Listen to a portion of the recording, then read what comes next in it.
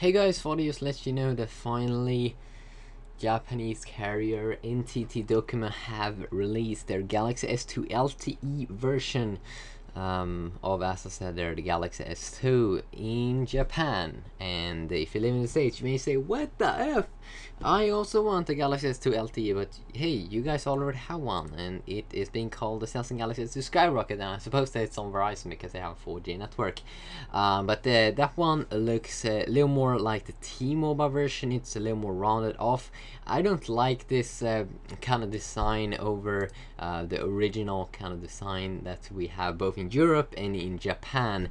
This one looks like the original Samsung Galaxy S2 that was being released in Japan, but it have a more slim button down there in the middle, a real button that we're probably not going to see on Galaxy S3 because we have Android 4 with built-in virtual keys.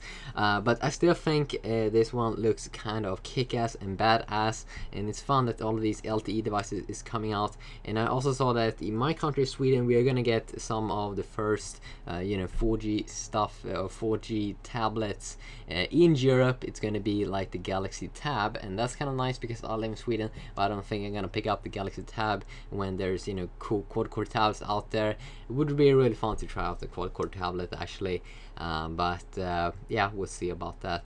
But the Galaxy S2, if you live in Japan, I don't think you live in Japan, but if you do, Samsung Galaxy S2 LTE, it's finally there, and you will get 37.5 megabits per second as like the best speeds. But as in my country, even getting up to like HSPA plus, even now when they should have this 4G thing up and running, it's kind of hard, even if I'm in a city. So I'm not really sure. I mean, they still have to, LTE. That's still LTE and 4G. It's still like a new thing, and they're all obviously going to improve it over time.